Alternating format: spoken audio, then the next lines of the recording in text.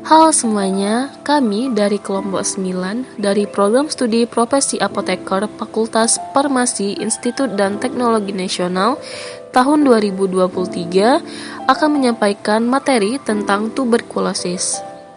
Gejala penyakit apakah ini?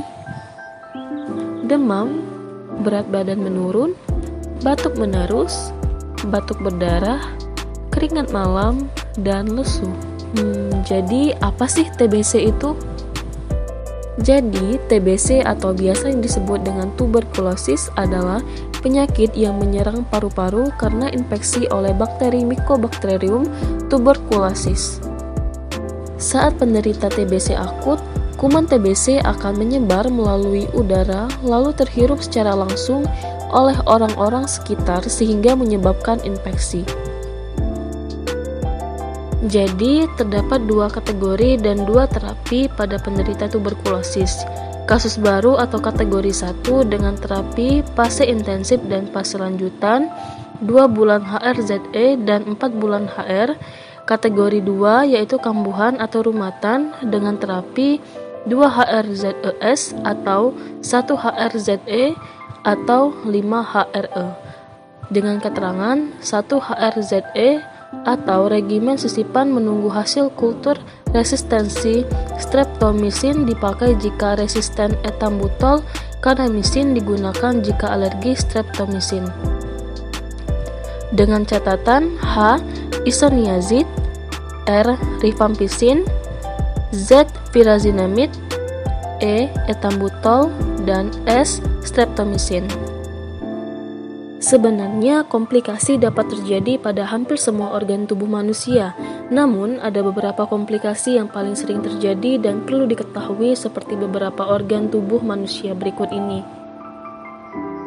Yang pertama ada otak. Jika orang dengan TBC tidak diobati secara standar, maka bakteri dapat menyebar melalui aliran darah sehingga dapat menyebabkan infeksi pada organ tubuh lainnya, termasuk yang paling rawan adalah otak. Yang kedua ada mata. Mata dapat mengalami kerusakan akibat komplikasi, baik langsung maupun tidak langsung. Ada beberapa bagian mata yang paling sering diserang, antara lain konjungtiva, kornea, dan sklera. Yang ketiga, tulang dan sendi. Tulang dan sendi menjadi salah satu kasus komplikasi yang paling sering terjadi. Pada umumnya menyerang tulang belakang sehingga mengakibatkan gangguan kesehatan serius, kerusakan saraf, hingga rusaknya bentuk tulang belakang. Dan yang keempat ada ginjal. Komplikasi tuberkulosis juga sering terjadi pada organ ginjal, terutama pada bagian luar atau korteks.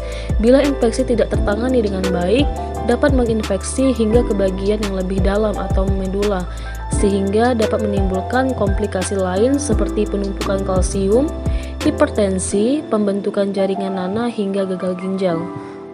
Menurut data Kementerian Kesehatan Republik Indonesia, pada tahun 2022, angka penderita TBC sudah mencapai lebih dari 700.000 penderita yang ada di masyarakat Indonesia. Jadi siapa ya yang dapat terkena infeksi dari TBC? Jadi, dari data penelitian menunjukkan bahwa orang yang memiliki daya tahan tubuh yang lemah seperti balita, bayi, ataupun lansia, bahkan orang yang sedang sakit, sangat berisiko tinggi terkena dari tuberkulosis. Jadi, terdapat perawatan bagi penderita tuberkulosis. Perawatan yang harus dilakukan pada penderita tuberkulosis adalah: yang pertama, awasi penderita minum obat. Yang paling berperan di sini adalah orang terdekat, yaitu keluarga. Yang kedua, mengetahui adanya gejala efek samping obat dan merujuk bila diperlukan. Yang ketiga, mencukupi kebutuhan gizi seimbang penderita. Yang keempat, istirahat teratur minimal 8 jam per hari. Yang kelima, mengingatkan penderita untuk periksa ulang dahak pada bulan kedua, kelima, dan keenam. Yang terakhir adalah menciptakan lingkungan rumah dengan ventilasi dan pencahayaan yang baik. Jadi, sumber penularan penyakit tuberkulosis adalah penderita tuberkulosis BTA positif pada waktu batuk ataupun bersin. Jadi, penderita menyebarkan kuman ke udara dalam bentuk droplet atau percikan dahak. Droplet yang mengandung kuman dapat bertahan di udara pada suhu kamar selama beberapa jam. Orang dapat terinfeksi kalau droplet tersebut terhirup ke dalam saluran pernapasan. Setelah kuman tuberkulosis masuk ke dalam tubuh manusia melalui pernapasan, Kuman tuberkulosis tersebut dapat menyebar dari paru ke bagian tubuh lainnya melalui sistem peredaran darah, saluran pernapasan, ataupun penyebaran langsung ke bagian tubuh lainnya.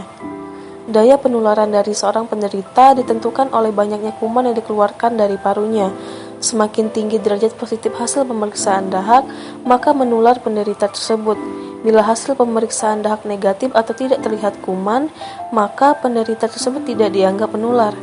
Seseorang terinfeksi tuberkulosis ditentukan oleh konsentrasi droplet dalam udara dan lamanya menghirup udara tersebut.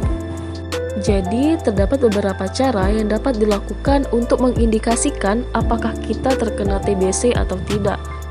Yang pertama adalah tes Mantoux, yaitu penyuntikan vaksin BCG pada kulit yang kemudian bereaksi sehingga timbul kemerahan. Yang kedua, tes darah dengan pengambilan sampel darah. Dan yang ketiga, ronsen dada untuk melihat kuman TBC yang ada di paru-paru. Jika didiagnosis TBC, pengobatan dapat dilakukan dengan meminum obat-obatan yang diresepkan oleh dokter seperti isoniazid, rifampicin, pyrazinamide, dan etambutol yang diminum sehari sekali dengan jangka waktu minimal 6 bulan. Nah, bagaimana ya cara mencegah penyebaran TBC? Jadi, hal yang harus kita perhatikan dalam kehidupan sehari-hari kita memulai dari hal kecil seperti memiliki ventilasi memadai, kemudian makan makanan yang bergizi dan seimbang, tidak merokok, tidak kelelahan, rutin berolahraga, serta memakai masker bila bepergian. Dan jangan lupa untuk melakukan imunisasi BCG pada balita dan segera diperiksakan ke dokter jika muncul gejala TBC. Jadi, ayo kita jaga kebersihan dan kesehatan demi diri kita sendiri dan orang lain. Salam kesehatan.